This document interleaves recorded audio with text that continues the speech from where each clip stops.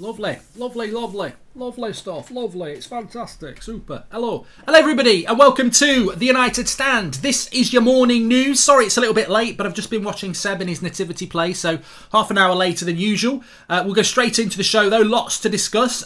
Interest in Antonio Rudiger is true, according to German transfer expert Christian Falk. We'll be talking about that. Also, United return to training. This is coming from Simon Stone. United back in training this morning or today at Carrington. We will therefore hopefully be full steam ahead to play Brighton.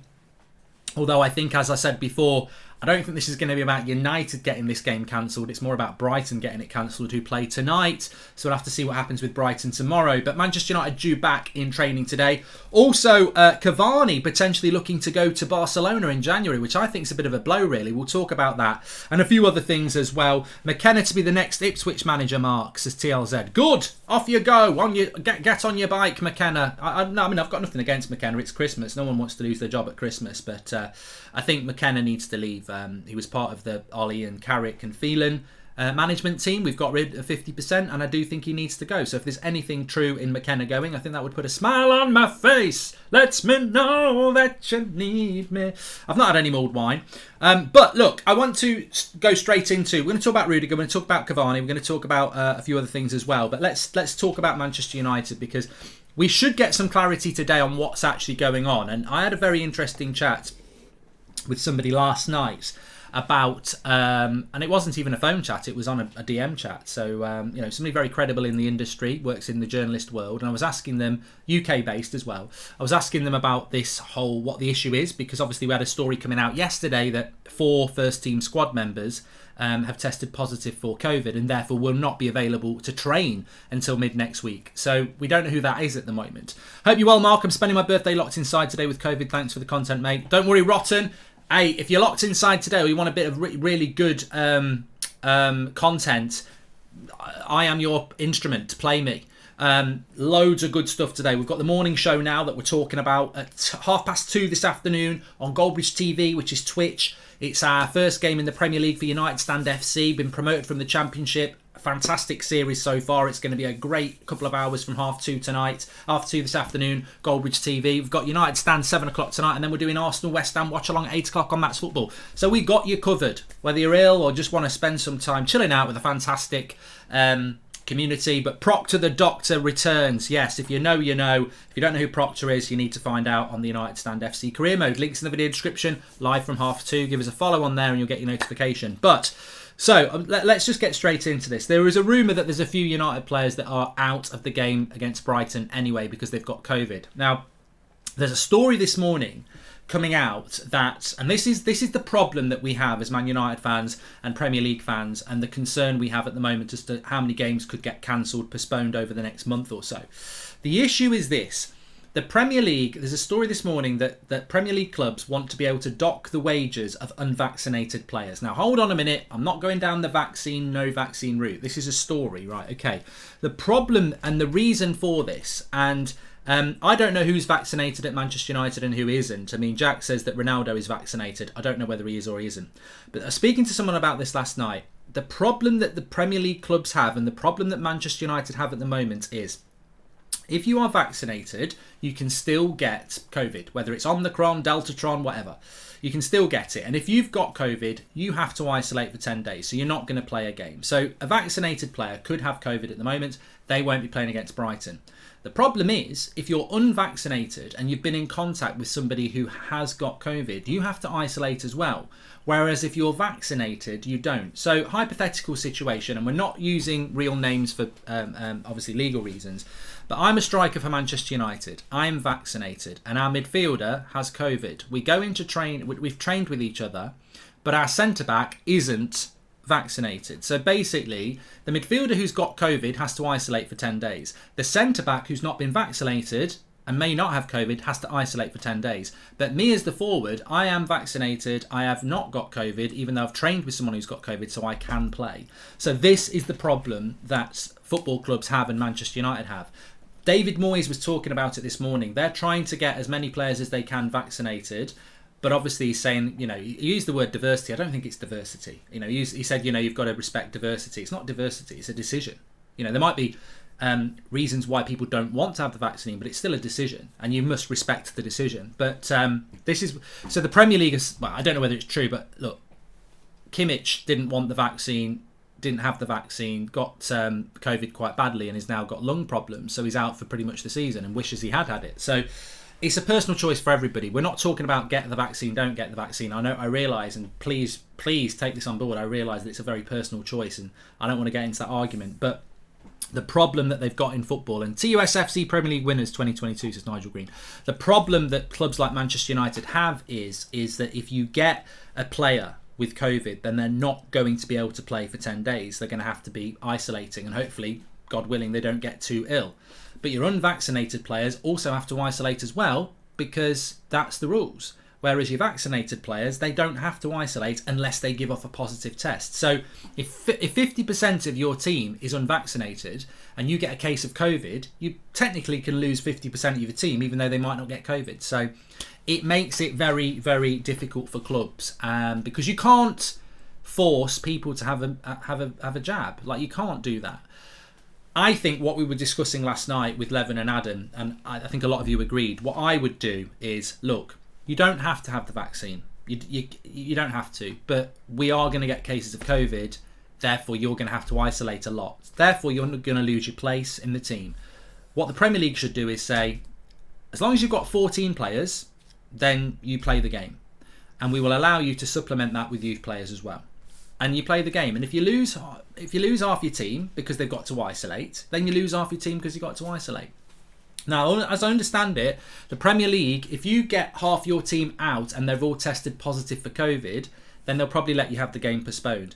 But if you've got 2 or 3 cases of COVID and then you've got 7 or 8 players who are unvaccinated, so they have to isolate, then that is where the Premier League starts saying, look, really, you should play the game. So we'll have to wait and see, but it is a problem, and it's a problem for professional sport, because everybody's got the right to choose whether they want to get vaccinated or not.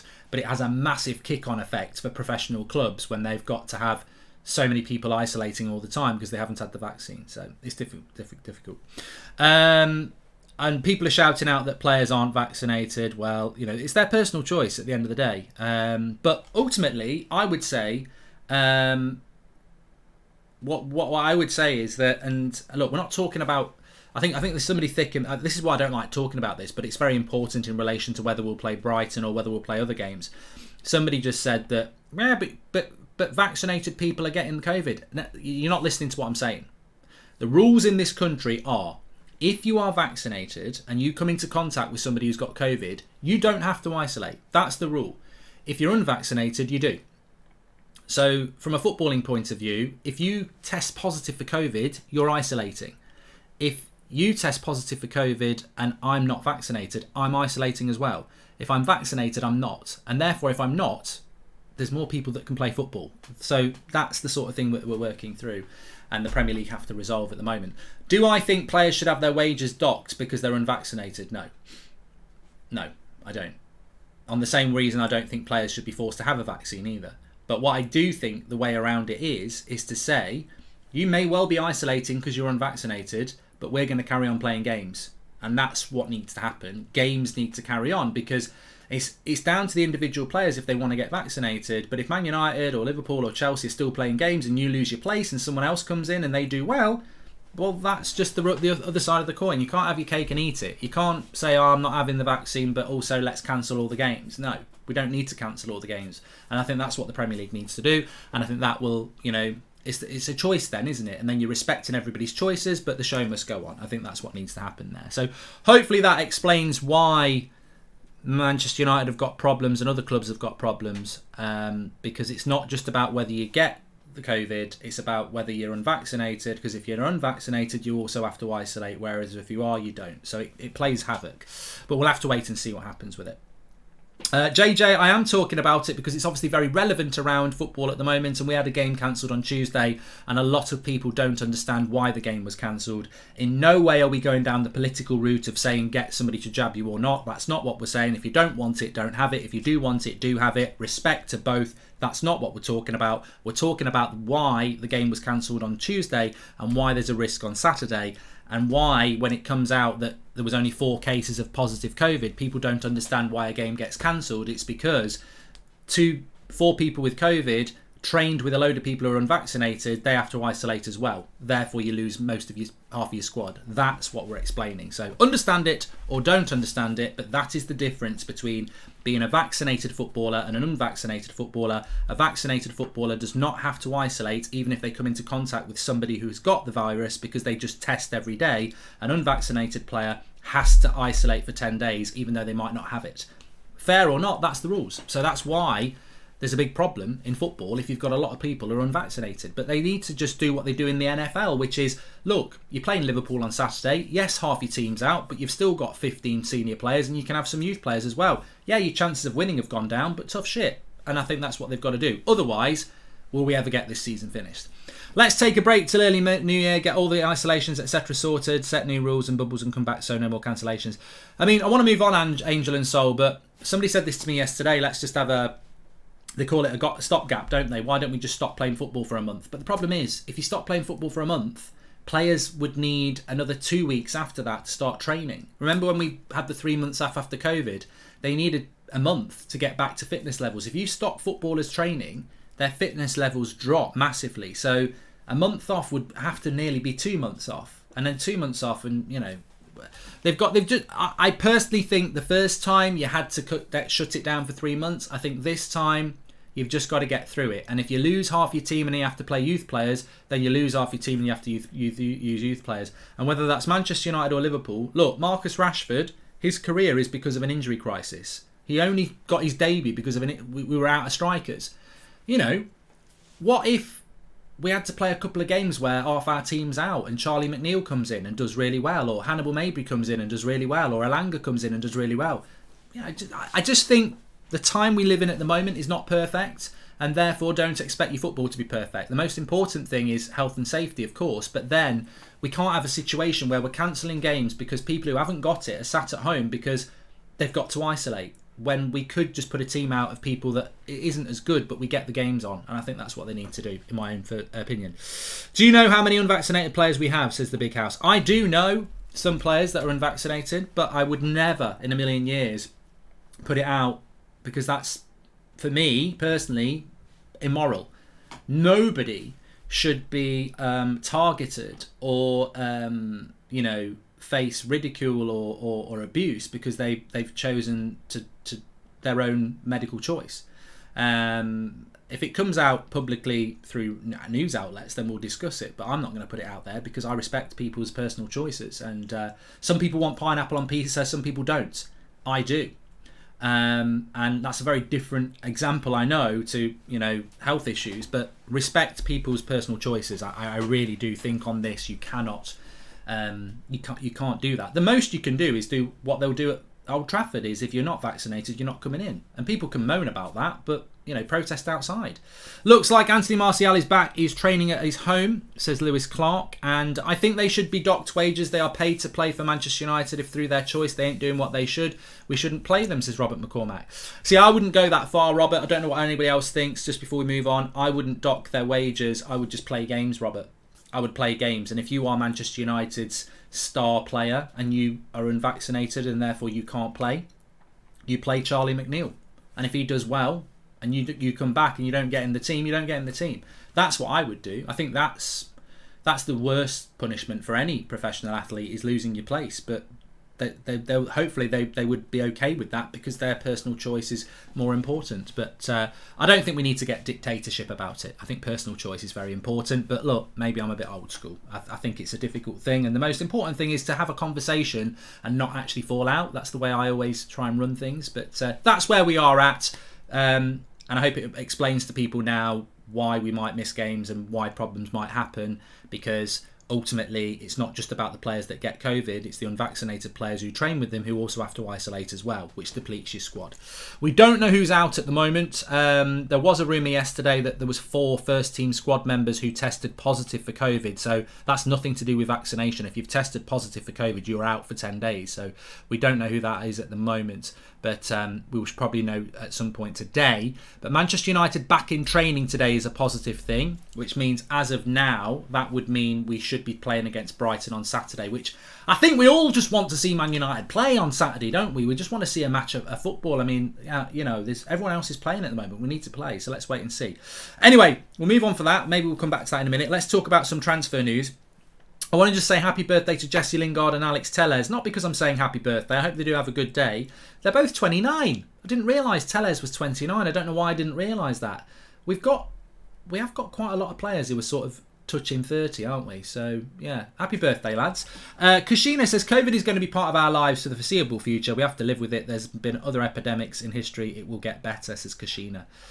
Look, all I'm going to say finally about that is that if every player was vaccinated, then we'd only have to lose the players that got COVID and we'd probably be able to play a lot more games. But that is a big if, and you can't demand people that do it. The problem we're having at the moment in professional sports, as I said, is that the unvaccinated people have to isolate as well. And then that causes a massive amount of players that potentially are out. But we'll see what the Premier League come out with.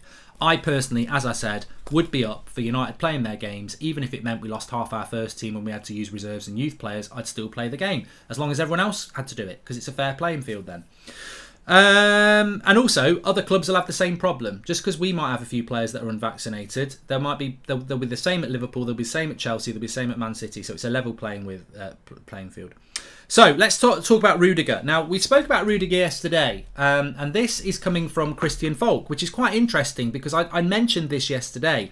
It came from Sky Germany yesterday, and they used the word poker, and I don't know where their source was, but Christian Falk always uses that. Well, this is apparently the case. Manchester United is interested in Antonio Rudiger. Ralf Rangnick knows his agent and brother very well and has signalled his willingness to negotiate. This is coming from Christian Falk at CF Bayern on Twitter. So this is a development on the story from yesterday. That Manchester United are interested in Antonio Rudiger, who is a Chelsea centre-back and is arguably one of their best players over the last 12 months. Now, he is out of contract in the summer, so Chelsea fans can laugh and say it's not going to happen, and everyone can laugh and say it's not going to happen, but he is out of contract in the summer, much the same as Lingard and Pogba are. So, next month he can talk to Real Madrid because they're outside of the Premier League. United can't officially talk to him until the summer. I'd say it's highly unlikely that Manchester United will get a Chelsea centre-back to join us at Old Trafford, but we have done those sort of deals in the past, Van Persie, etc. So it could happen. The fact that Christian Falk is talking about it would suggest that there is truth in it. Obviously, Rudiger is German and Rangnick is German, so maybe Rangnick is a big admirer of Rudiger, and certainly is Premier League proven. The things that make me think it's not possible are the fact that he is another player that's going to be 29, I think, in March, and also it's Chelsea to Manchester United, which is very difficult for people to do because he's had a good career at Chelsea. To go to Man United, it's a bit of a kick in the teeth to Chelsea, so it doesn't really make a lot of sense. Having said that, and Christian Falk is not saying we're going to sign him, he's just saying we are interested in him and that we have signalled our willingness to negotiate. That doesn't mean that Rudiger will negotiate. But the interesting thing is, some people are not big fans of Christian Falk because he does get some things wrong. But when it comes to German transfers, he's very, very right. Like when we were getting Haaland, remember this time, was it 2 or 3 years ago? Ollie flew to Salzburg. He was doing little smiles in his interviews. I was convinced we were getting Haaland. We didn't. Well, Christian Falk said before anybody else, Haaland's going to Dortmund. 3 months later, Bellingham. We all thought we were getting Bellingham. He said no, he's going to Dortmund. A year before Upamecano went to Bayern from Leipzig, he said he's going to Bayern. He got the Timo Werner story right as well. So very good on German transfers, and so maybe take. I would say United want to sign Rudiger, but they're probably aware that you won't want to come, but you can signal your intent. So would I take Rudiger? I'm actually a big fan of Rudiger's. I was talking about this on That's Football last night on the watch along. Somebody was saying, well, he's only good in a back five, but I've seen Rudiger. He's quick, he's strong, he's good on the ball.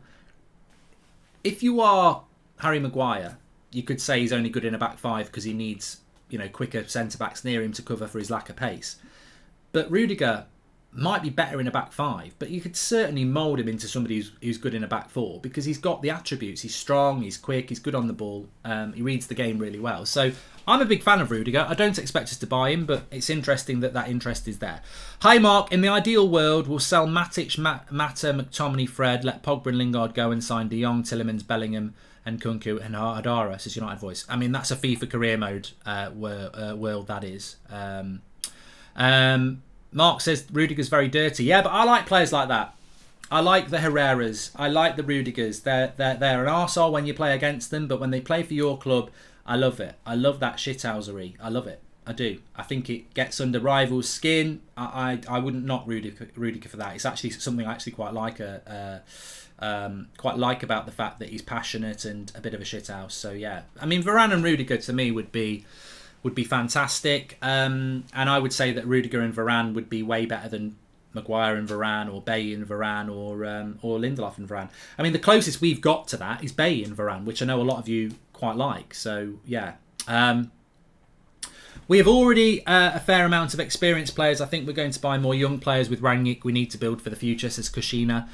I certainly think United are moving away from marquee signings, and I think that's a good thing. You know, you look at the way Leicester have recruited over the years, and you know they've overachieved really for what they are, but they've bought brilliant players for well scouted players, and I think that was one of the exciting things about United getting Rangnick is that maybe he won't be the manager next year, but if he's part of the club for 2 years, he's a workaholic.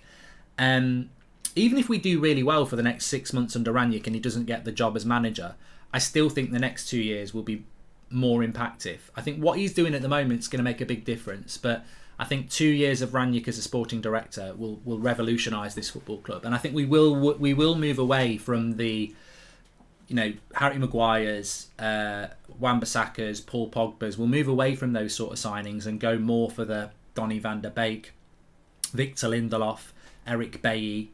And I'm not saying that those players are better than those players, but I think we'll be looking more at players that are sort of 20 to 40 million pounds first or second contract players, which is something Rangnick's mentioned before, rather than marquee signings. And ultimately that will mean, from a fan point of view, I think we would prefer that. I don't think the marquee signings necessarily work, but from a club point of view it will make a lot of sense as well because they'll save more money. Hi, I've just joined. Do we know who the players with COVID are? Says Cuba. We don't, and to be honest with you, I won't talk about that until we know. Because I don't really care who's got COVID, because I could have COVID, you could have COVID. The sad thing about who's got COVID will be that they won't be able to play. I think that's the only reason. There's no negativity against anybody who has it. But obviously we know some people have got, but they are meant to be back in training. Welcome to the Members Club Sunday. Thank you very much. Appreciate that. And Cavani, let's talk about Cavani. So there is a story coming out that Cavani is pushing for a loan move to Barcelona in January, who are desperately trying to get somebody in after the loss of Aguero, and that Cavani quite fancies that as a short-term loan to the summer. I actually think it's so disappointing. It's probably quite true. Really disappointing if this happens. I mean, we don't know what Rangnick thinks of Cavani. What I do know, please wish my dad well, he's had a heart attack, says Charlie Kofi. Well, thank God he's still here, Charlie, because a heart attack can be quite a serious thing. And rest up, Charlie's dad, and I hope you recover well.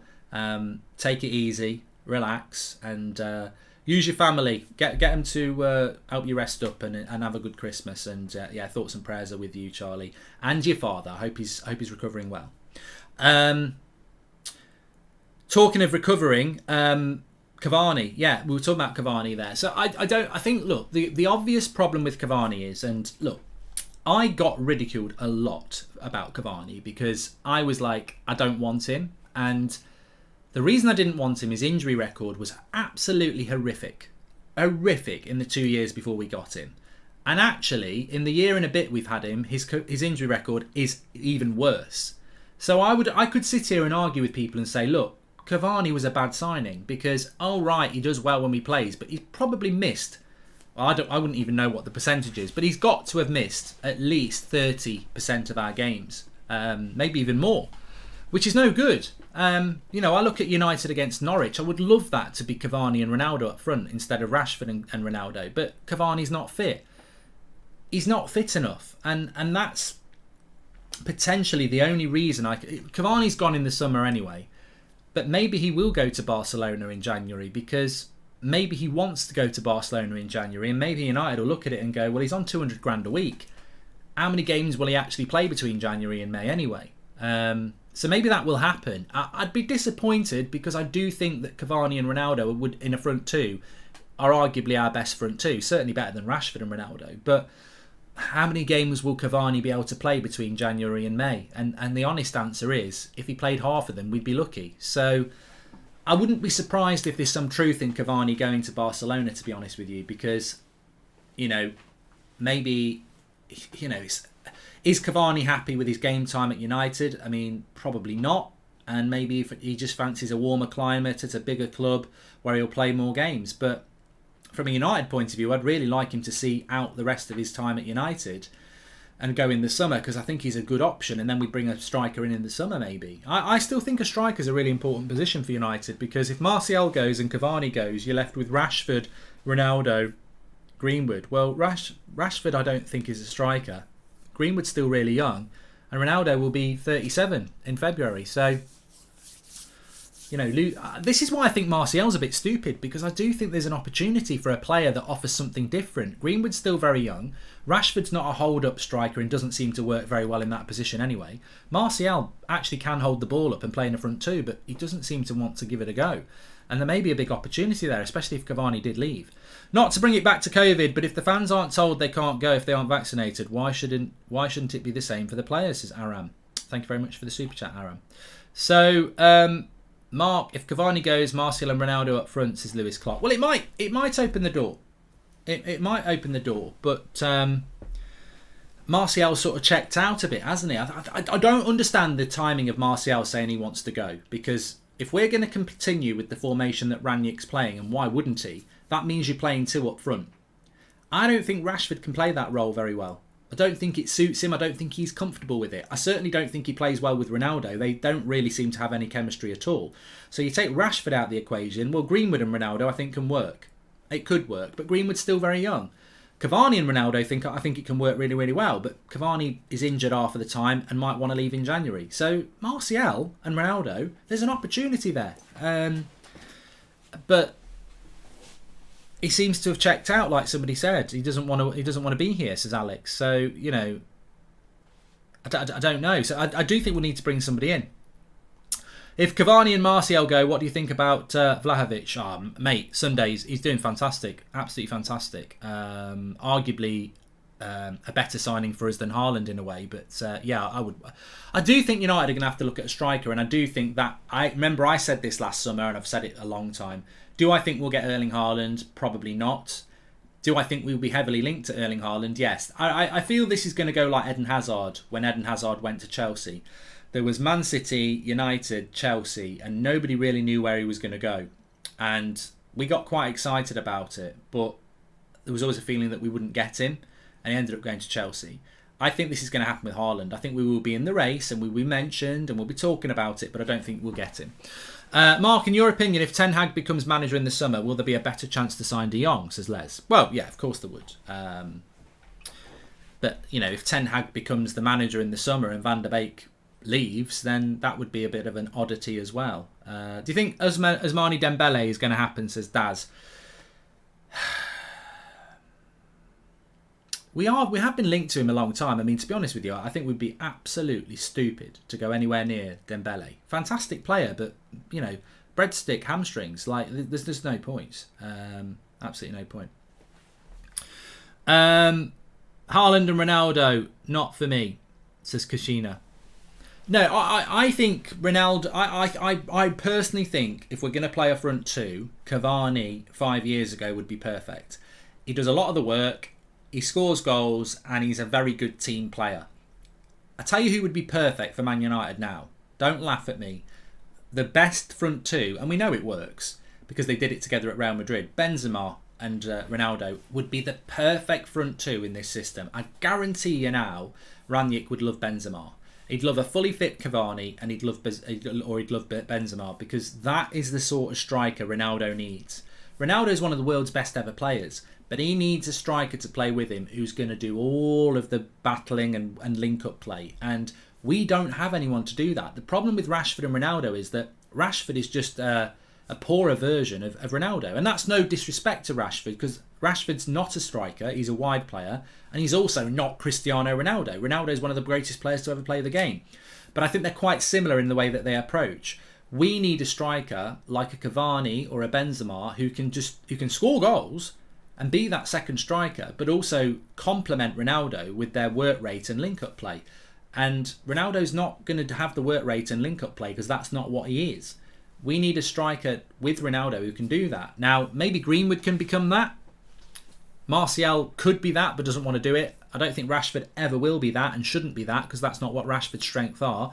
Cavani's injury prone. So I think if we're going to bring a striker in the summer, and it will be the summer now, we need Kush says we need a younger Benzema. We need a striker that is like a Cavani, like a Benzema.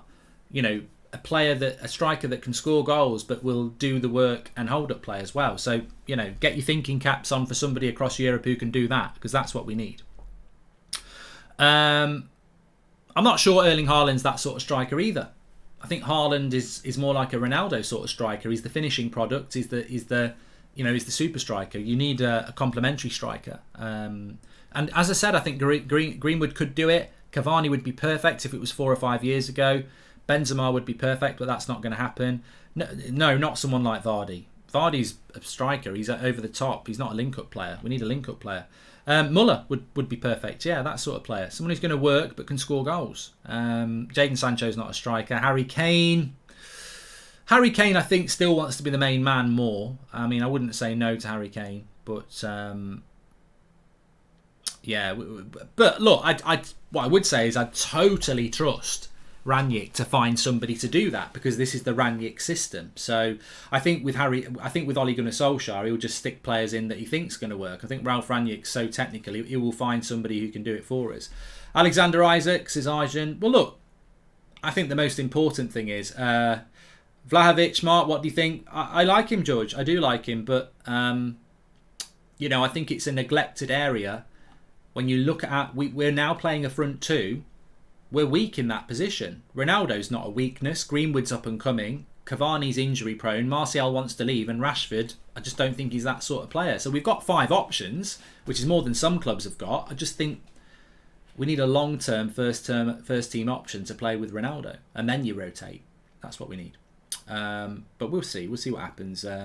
I just hope that the era of panic signings at United is over. We need to buy players, that we really need to build our team, says Sharath Kamath Fitness. And I think that's a great point, and I think that hopefully that would have happened anyway. But I think with the experience of Rangnick now in the club, that certainly should happen more and more at Manchester United. And as I said, I would rather be buying players that are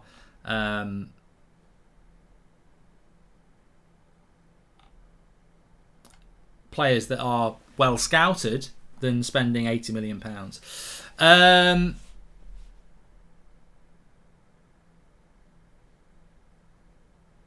Yeah, I mean, I was just looking on Twitter here. The people are saying we should be able to figure out who the players are who have not got COVID. I mean, the United Stand Twitter account, quoting Manchester Evening News, has said that Diego Dalot is not among the Man United players and staff to have tested positive for COVID. So I suspect that we will probably end up in a situation where we are, and I would imagine that's because Diego Dalot has turned up for training. I mean, let me just double check that, but I suppose you just count off the players that turn up for training at Carrington. I tell a lie. I've got an idea who has got it, but I don't want to be sort of chucking names out, because I think it's really unfair to do that. But the reality is, I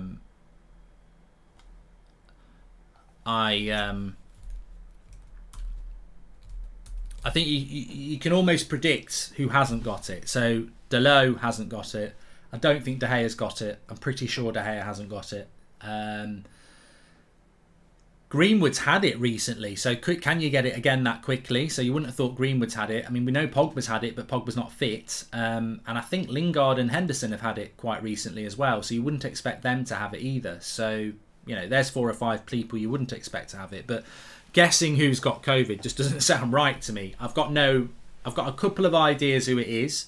I think Matic is one, because he was ill at the weekend and missed the Norwich game. So I think Matic is one. But other than that, we're completely guessing, and we shouldn't guess about it because, for one, this can be a serious illness. I'm sure it won't be a serious illness for professional athletes, but yeah, it's unfair to say who's got it and who hasn't. Ronaldo, apparently Ronaldo hasn't got it, but I'm not sure. We'll have to see. But Lindelof's got his own problems. We don't know whether Lindelof would play against Brighton anyway. I mean, we're all hoping that Victor Lindelof, obviously he's had the heart monitor on, I think, for a couple of days now. So hopefully that will be good news. But yeah, we'll find out at some point today, I'm sure. And if it happens, we'll do a video on it. But only because of the complications that it poses. And look, I would say hypothetically, Man United first team players got COVID. The only conversation we should be having from that, and the only conversation we will have, is how do we line up without them? What are the options? And that's the conversation we have, nothing else.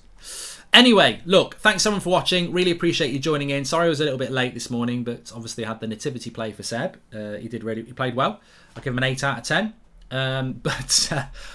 We will be live tonight at 7 o'clock, and I am doing an Arsenal versus West Ham watch along on That's Football, so lots of content for you today. If we get any update on the players and who's got COVID, we'll do a video around 2 o'clock for you. But 2:30 today, I've dropped the link in the video description, Goldbridge TV on Twitch. It's our first game in the Premier League as United Stand FC on our FIFA career mode. Promoted through the playoffs with the Championship. Goldbridge plays up front. Proctor the Doctor on the right wing.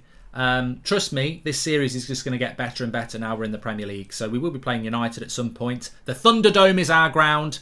We'll be entertaining them. But our first 3 games of the season are Liverpool, Chelsea and Spurs. So it's very hard for a newly promoted team. I've been active in the transfer window. Join me at 2:30 for that on Goldbridge TV on Twitch. I've dropped the link in the video description. If you just give us a follow on that, you get quite good notifications on Twitch. But I will be tweeting it out as well. Thanks everyone for watching. I'll speak to you all in a bit. Have a good day.